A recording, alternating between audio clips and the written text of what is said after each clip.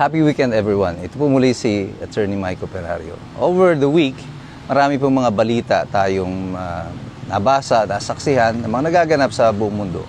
Pero sa Pilipinas, hanggang sa kasalukuyan, impeachment pa rin at politika ang hot topic.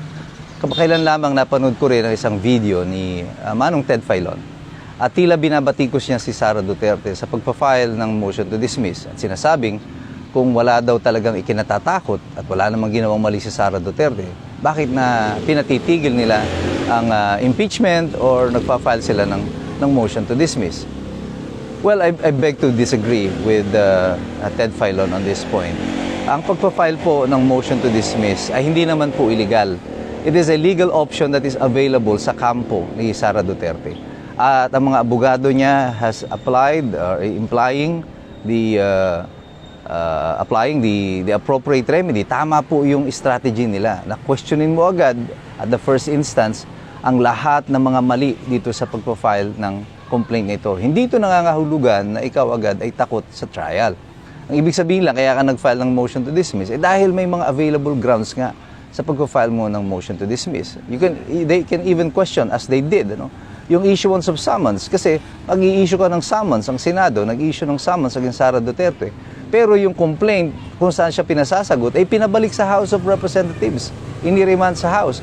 Bakit mo pasasagutin si Sara over a complaint na wala naman sa Senado ngayon at ibinalik nila yung record sa House of Representatives? So something is wrong about it.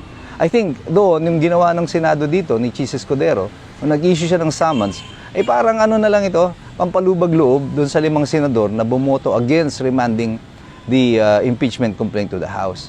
Kasi alam naman niya, kunyari lang yung i-remand doon, pero, o mag-i-issue siya ng summons, pero the issuance of summons is nothing but a mere scrap of paper, wala ring silbi ito. Kasi nga yung complaint nasa House of Representatives pa. So anong sasagutin ni Sara Duterte? So this is something that I think is bahagi nitong sarswela na ito na nagaganap. Wala pong ginawang mali sila Sara Duterte. It shouldn't be taken against them na nag-file sila ng motion to dismiss sapagkat this is an option that is legal, it is available to them under the law and under the Constitution.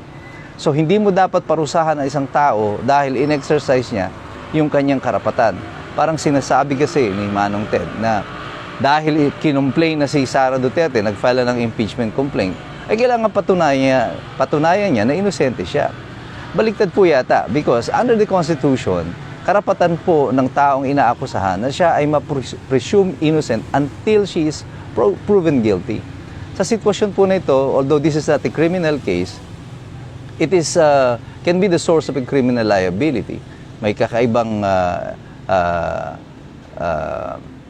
walang kaparehas kasi na proseso ang impeachment. Sui generis nga ang tawag po dito. It is an animal of its own, of a different class, ang impeachment.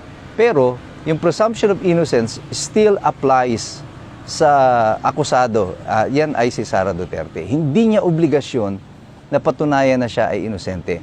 Obligasyon ng prosecution na patunayan na siya ay guilty. And therefore, it should not be taken against her kung mag-file sila ng impeachment complaint base sa mga defect ng mga impeachment complaint nito na i-file laban sa kanya.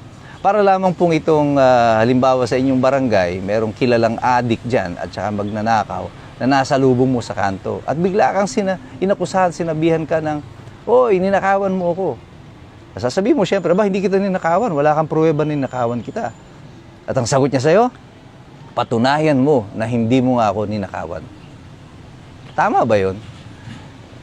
Sa isang ordinaryong mamamayan, makikita na agad niya na merong something is wrong about that logic. At ito po, with due respect to Manong Ted Filon, isa nga sa hinahanga ko ng mga kolumnista,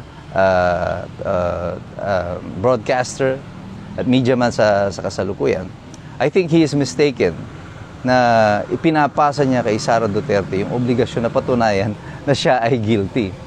Sa example na binigay ko, na ikaw ay inaakusahan ng isang adik at magnanakaw, biglang naging obligasyon mo na patunayan na ikaw ay inosente. Hindi ba't dapat siya muna ang magpatunay na ikaw nga ay nagnakaw sa kanya? Hindi porkit may sumigaw ng magnanakaw, ay may nanakaw nga.